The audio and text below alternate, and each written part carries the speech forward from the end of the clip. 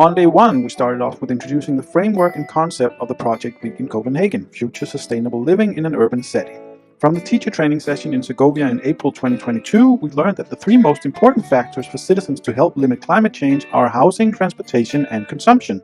Therefore, all transportation in the project was by bike or walking. After the initial presentation, all students and teachers went on a combined bike training and sightseeing session in Copenhagen. After that, we went to Tivoli, the amusement park, where we learned about how they work with sustainability. First day of this Erasmus plan, we went to Tivoli to learn a lot about how they try to tackle the problem of the global warming, and how they try to make a great effort to make their CO2 print less. Yeah. Yeah, we especially saw that with the plastic cups. Yeah. Because usually, like 20 years ago, they just had non-reusable cups, which then would just get thrown out. And instead, they made a system where you can use the cups again and again, and you can just give it back to them, and then you get some money in return. So they can keep on recycling the cups. Yeah, they also get the plastic cups from Belgium, so it's not far away from Denmark. Mm-hmm. And they also, some of the production is also in Denmark. Yeah. And then they also try to have like less electricity problems. Yes. So they told us how many lights was like 600,000 or something. Yeah. Light bulbs in Tivoli, and they wanted to make it more efficient and better for the environment, and that's why they chose to replace them with LED lights. Mm-hmm.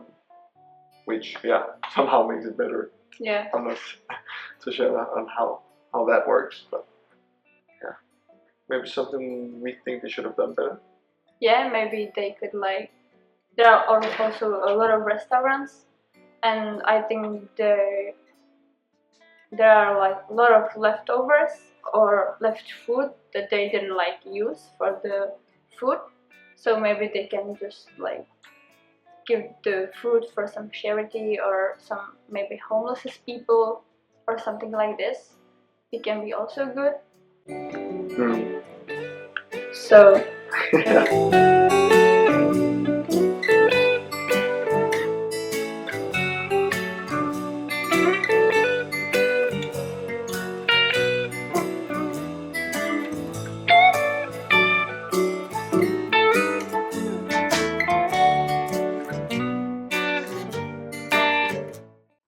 on day two, we started with a tour of the city with a guide from the Danish Architecture Center, where we looked at various spaces and buildings and evaluated them on different factors. Later, we went to Urban Rigor, which is a floating community, mostly for students, based mainly on reused containers.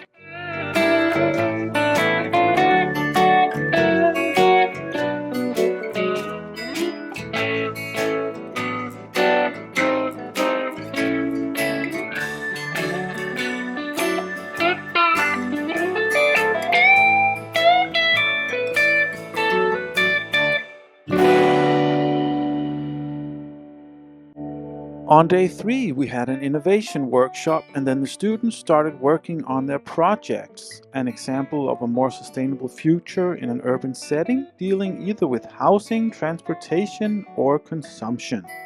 So the first thing we started with was reflecting on how we're going to live in 10 years, and we all had some different ideas, but the one thing that we had in common was that it was probably going to be more sustainable than how we're living now.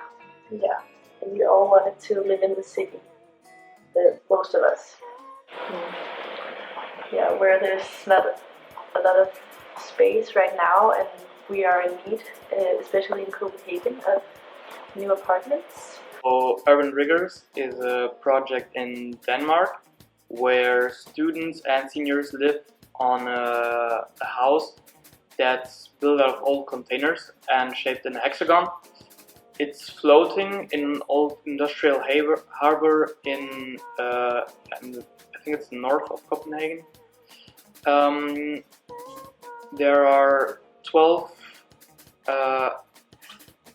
apartments per boat, basically, and then you have also shared community spaces below the sea level in a concrete basement where we have a kitchen, a room where you can watch TV, a social room where everyone can just be. You have a washing room there as well.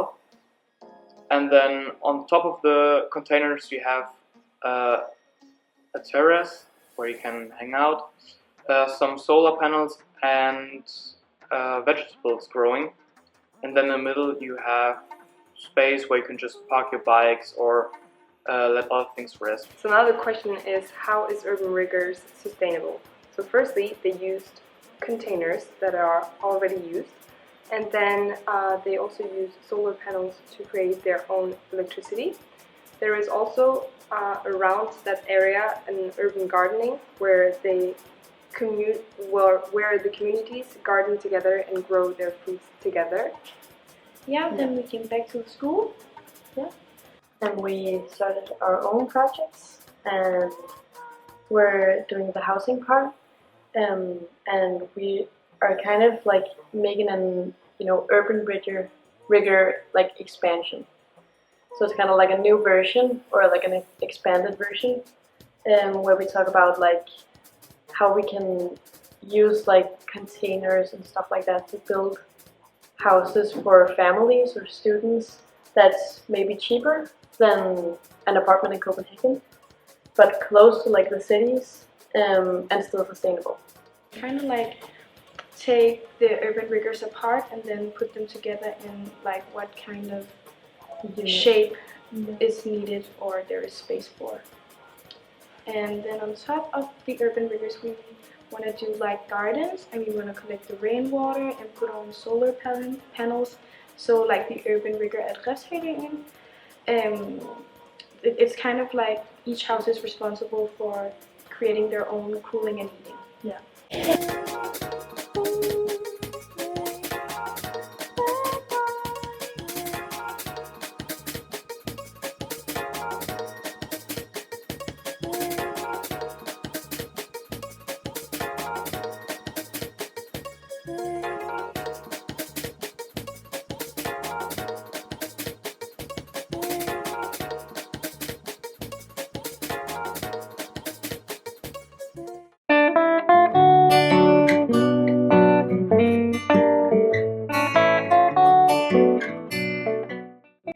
On day 4, the students continue working on their projects, and in the afternoon we had a clothes swap cafe where all the students involved in the project had bought clothes from home to swap.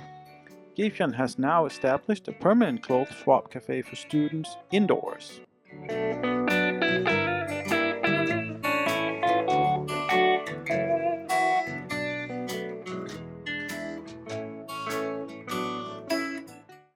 On day 5, the students finished their work and we ended with an exhibition of the different projects.